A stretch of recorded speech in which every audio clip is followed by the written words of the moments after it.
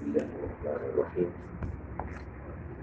الحمد لله الأول بلا بداية والآخر بلا نهاية، لا إله إلا هو الملك القدوس السلام المؤمن المهيمن العزيز الجبار المتكبر، سبحان الله عما يشركون. نحمده ونستغفره ونؤمن به ونتوكل عليه ونعوذ به من شرور أنفسنا وسيئات أعمالنا، والصلاة والسلام الأتمان الأكملان على سيدنا محمد عليه أفضل الصلاة وأتم التسليم وعلى آله وصحبه وسلم أجمعين، وبعد. السلام عليكم ورحمة الله وبركاته.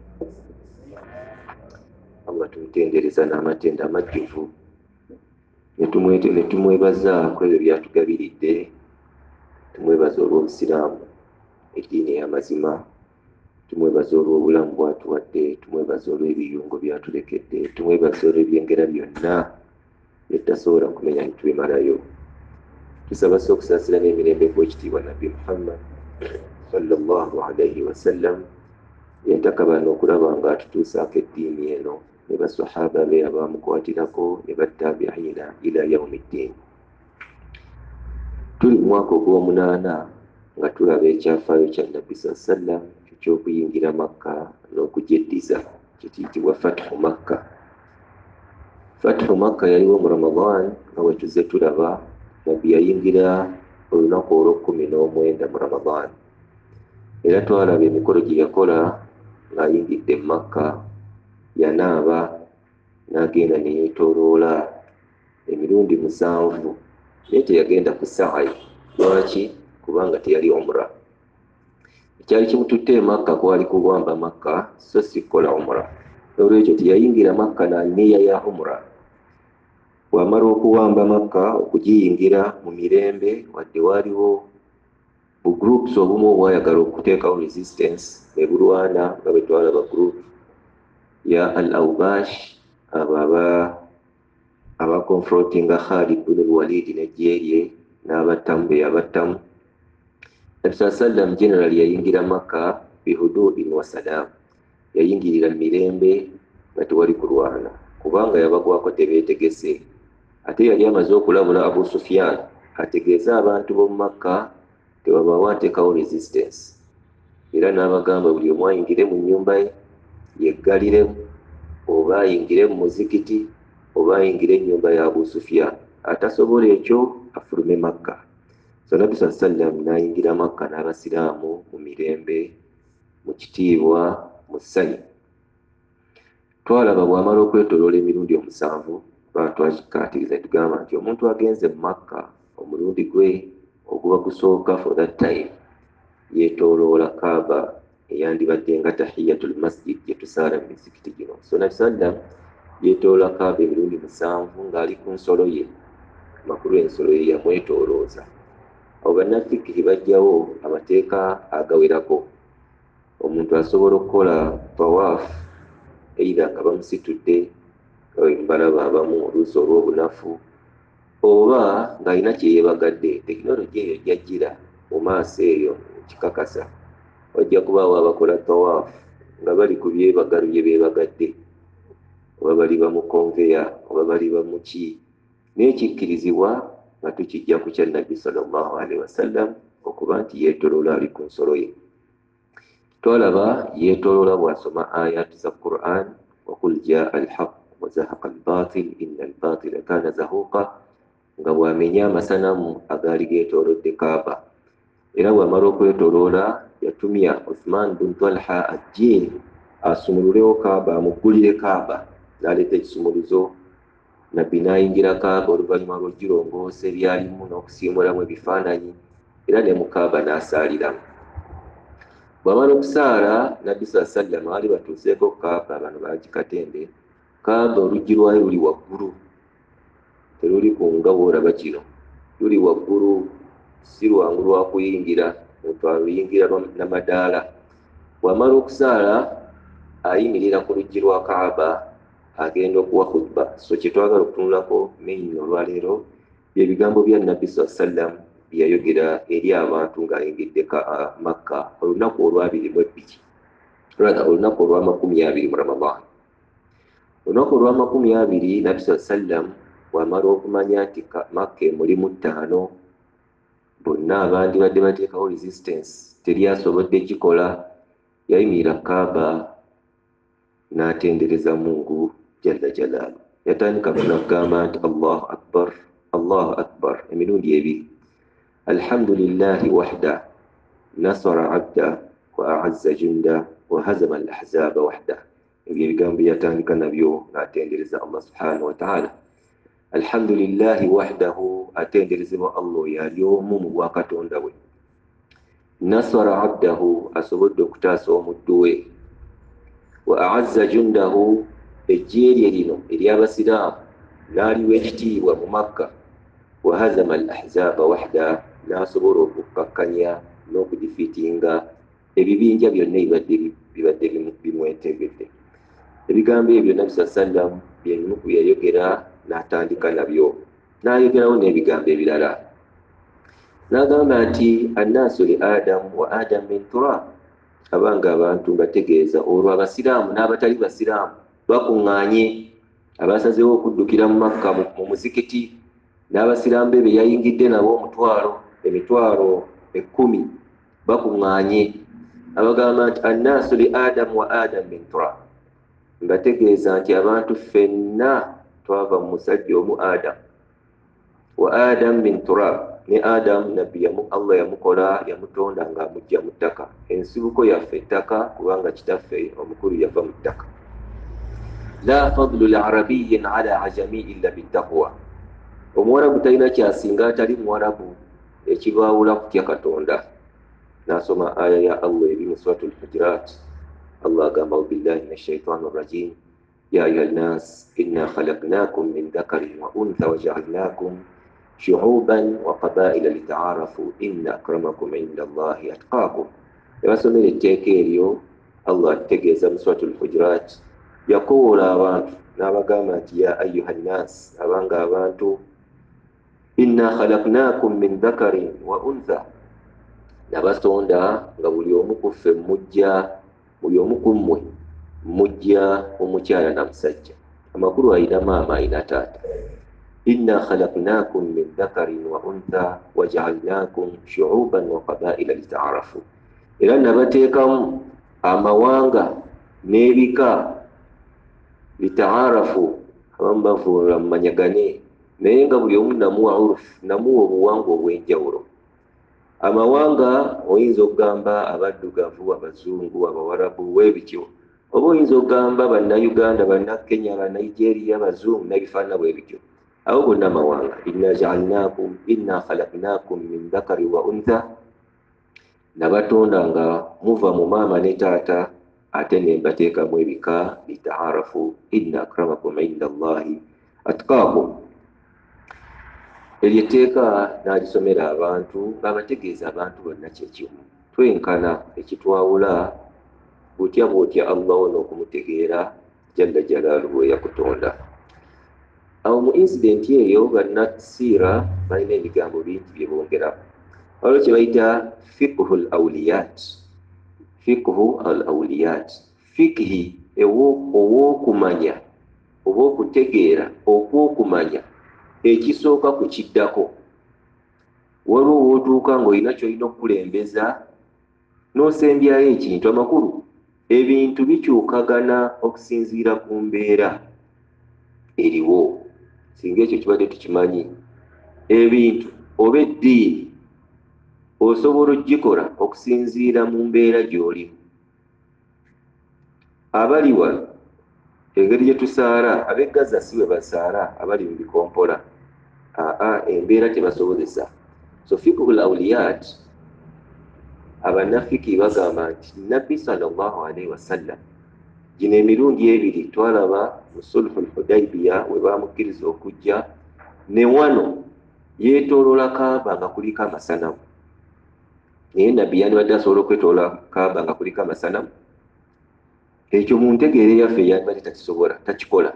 Naye olw'okuba embeera yali kyekiriwo nga talina maanyi, talina resistance, bwe yajja mu sulhul Hudaybiya mu umratul qada bamukkiriza ennaku 3, ne yeetooloola nga n'amasanamu kwegali.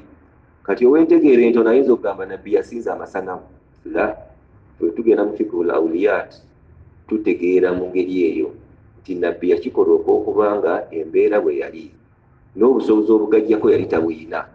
So ne wano yeetoola Kaaba n'agenda agamenya n'agaali munda paka bwe yafuna full control of Makka ne Kaaba n'alagira ne bagajjaho.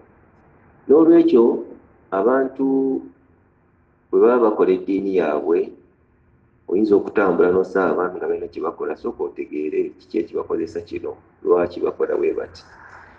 Nabbi sallallahu alaihi wasallam amaze okwogera ebigambo ebyo ebigatta ebizza emitima, temuli kigambo kitiisa bakafiiri. Yabakoola n'abagamba nti ya ahla Makka maadha tadunnuuna inni fa'ilun bikum, ng'amaze okwogera ebigambo bye biwanvu. Abanga abantu b'omu Makka mulowooza ngenda bakolera ki? Jjukira abatali basiraamu bajjudde, abaawamba ebintu byabwe balyo. Ya ahlu Makka maadha tadunnuuna inni fa'ilun bikum, mulowooza mu mbeera eno gye ndimu nze nina Makka mu 5 ngenda bakolera ki? Omuntu ayinza okulowooza omusajja agenda kutwesasuza bye tumukoze, bye twamukola emyaka 13 ne kino gye twamugoba okujja ku nnyumba ye ya Katonda, ke kaseera agenda twesasuza. Baamugamba nti akhun karim wabun akhin karim, Muhammad wadde gw'oli mu buyinza kati, wadde gw'olina obufuzi, tukulaba ng'ogenda tuyisa bulungi, kubanga akhun karim gw'oli muganda waffe ow'ekitiibwa, naffe bwe tuwa ekitiibwa. Bakyogera kati naye giri emyaka gyonna ate tebamulabawo. Bamugamba akhun karim, oli muganda waffe, tukuze ffenna mu Makka, bakitaabo tubamanyi. Wabun akhin karim, amakulu tusonyiwe, totwesasulizaako, totukola bye twakukola. Nabbi sallallahu alaihi wasallam abagamba nti ngenda bagamba ekigambo Yusuf kye yagamba baganda be. Yusuf yagamba atya baganda be? Twalabako ekyafaayo kya Nabbi Yusuf alaihi salam.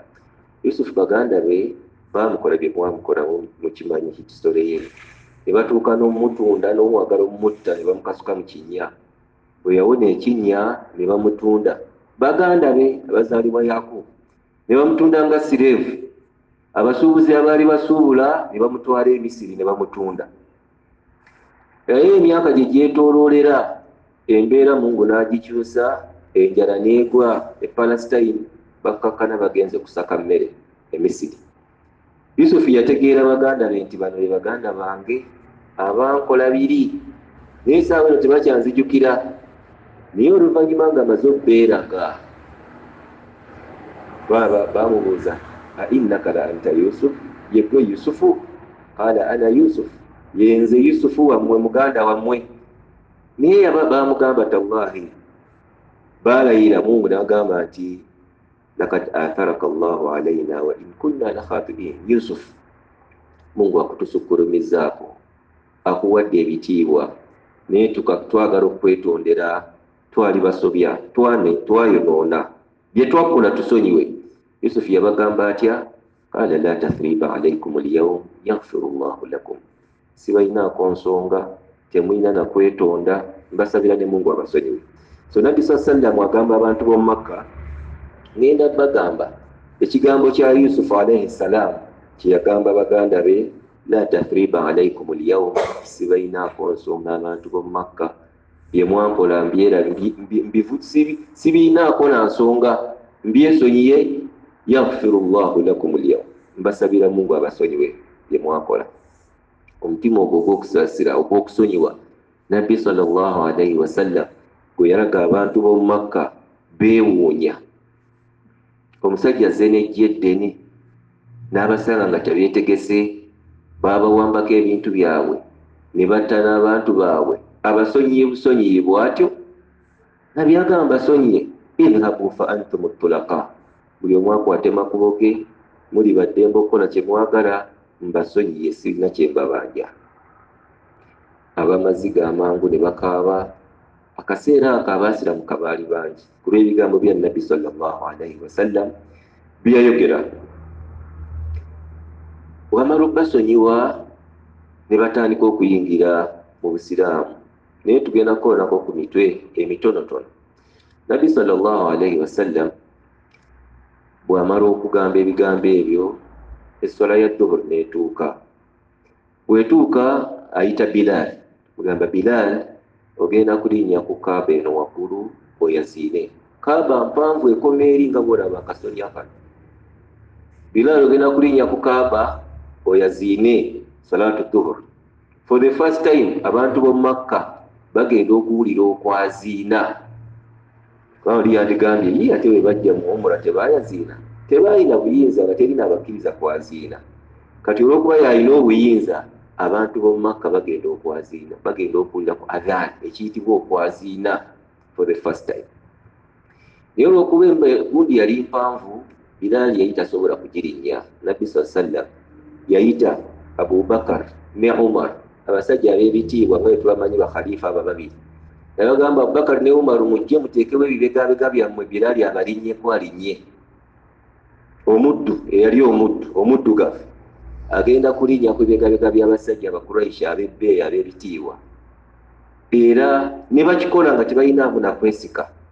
Bateekawo ebibegabega byabwe, Bilal n'abalinnyako n'ayambuka waggulu ku Kaaba. Yagamba Bilal Nabbi sallallahu alaihi wasallam, inna hadha albayt adhimun inda Allah. Ennyumba eno gy'ogenda okulinnyako ya kitiibwa ya bbeeyi mu maaso ga Allah. Naye olwaleero Allah akuwadde ekitiibwa ekigisinga ogirinnyeko waggulu. Gwe Bilal eyali omuddugavu. Bilal n'alinnya waggulu ku Kaaba n'ayaziina mu Makka adhaani esooka. Abantu ne bawulira ebigambo bye baali batawulirangako ab'omu Makka, Abasiraamu bye bakozesa nga baaziina. Abamu ku ffe tetteekayo birowoozo ku makulu oba ebigambo ebiri mu adhaani. N'ebigambo bikulu nnyo ebiri mu adhaani.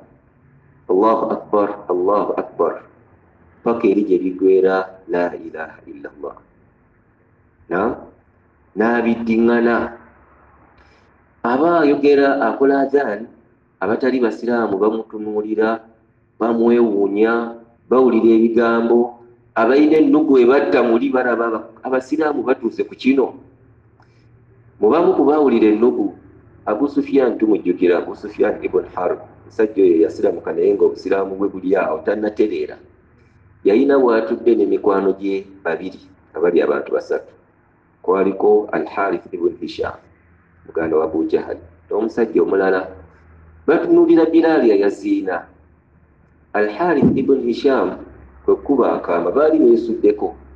Kwe kuba akaama Abu Sufyan n'amugamba, Muhammad atujooze olwaleero.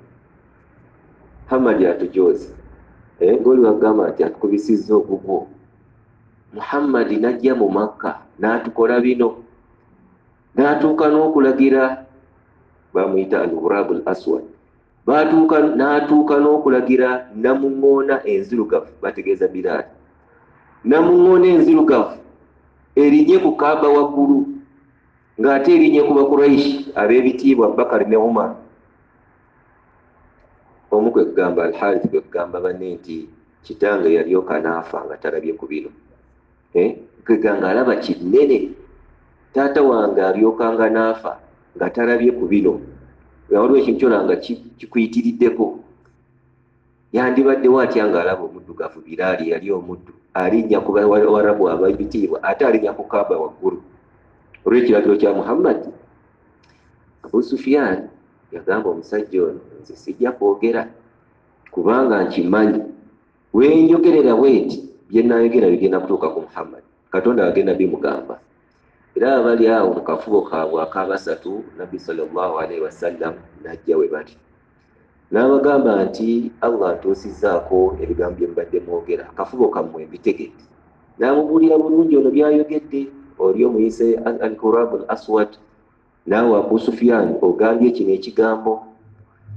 Abu Sufyan agamba ekyo Muhammad kasita yakiŋŋamba nti ntegedde bye mbadde mwogera, kyandeetera okukakasa obusiraamu bwange ne butereera.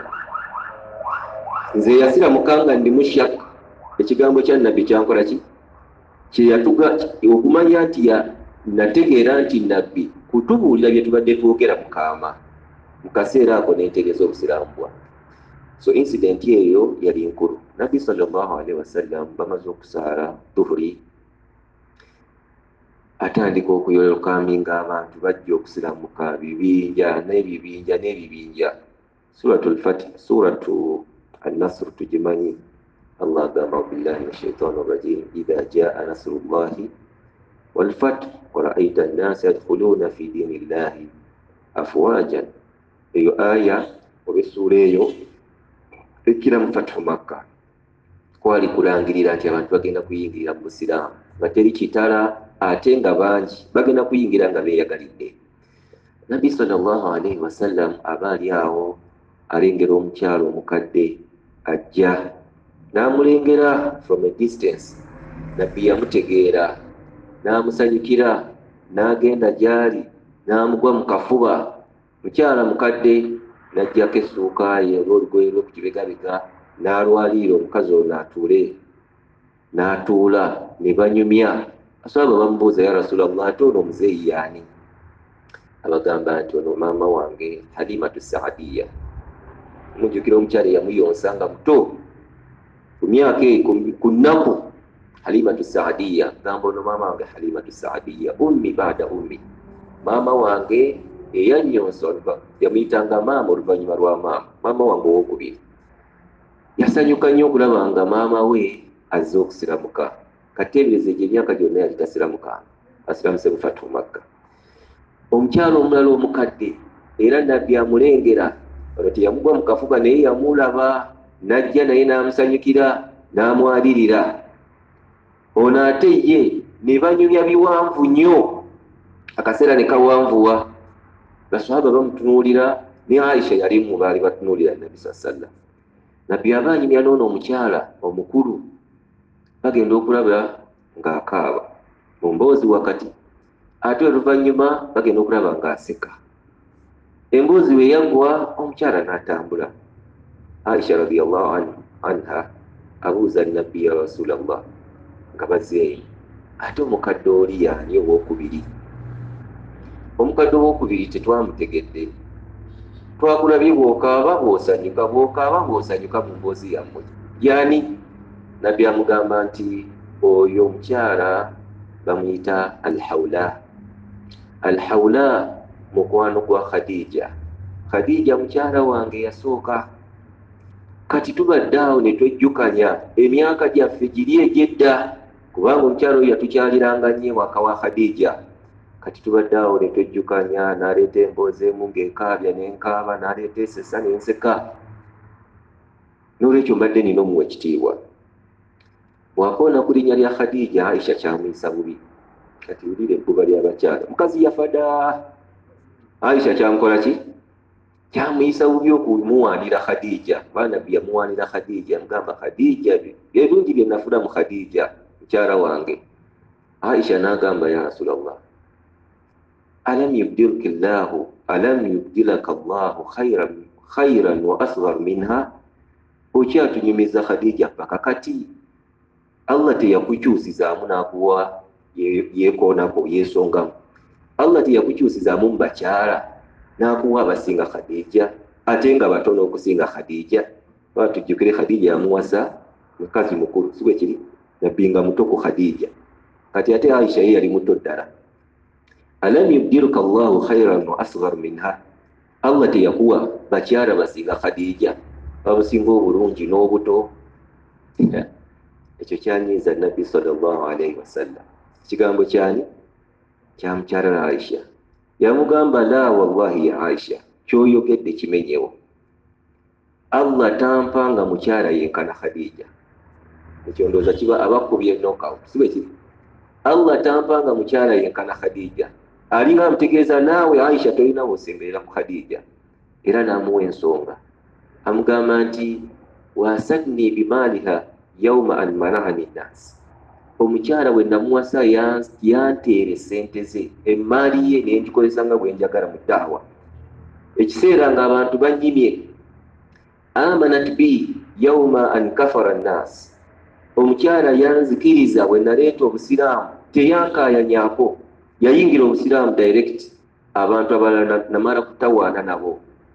ekirala amugamba nti omukyala yanzaalira abaana oyo, abaana bange bennina mu bulamu baana baani?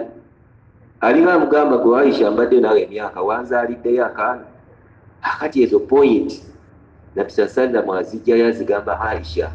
Aisha agenda okulaba nga Nabbi face ekyuse, agamba nti nategeera nti ekigambo kye nayogedde kinyiizizza Nabbi sallallahu alaihi wasallam, era namusaba ansonyiwe, ansabireko Allah subhanahu wa ta'ala naye akole ki? Ansonyiwe. So Khadija Nabbi sallam mu bakyala be yali amutwala mu kifo kya bbeeyi, kifo kya waggulu nnyo. So Al-Hawla ekyo kitutegeeza ki? Mikwano gyo egyedda, kubanga ono Al-Hawla mukyala akaddiye baali bonna e Makka, ate mukwano gwa mukyala we Nabbi teyeerabira mikwano, yali akyamujjukira era yamuwa special treatment. Naye ffe bw'okyuka mu mbeera emikwano gikola ki? Ng'ogisuula oyagala mipya. Nabbi teyeerabira mikwano, ate teyeerabira mikwano gya Khadija. In fact waliwo ekiseera awo yasalanga embuzi n'akwatako olubirizi oba okugulu n'agamba kuno mukutwalira emikwano gya Khadija, nga tabeerabira olw'omukwano gwe yalina eri mukyala we n'eri mikwano gya mukyala we. Nabbi sallallahu alaihi wasallam, tugenda kumaliza n'ono omusajja. Nabbi sallallahu alaihi wasallam aba waali alengera Abubakar Siddiq alina omusajja omuzeeyi. Abubakar Siddiq amugwa mu kafuba akaaba, bwe boogera ebiwamu. Nabbi ali ku distance, bw'alengera Abubakar Siddiq n'omusajja ono agenda we bali, amugamba Abubakar, ate man hadha al-ajuz, omusajja mukulu ono, man hadha sheikh, musajja mukulu yaani? Mukulu Nabbi yayita mutegedde.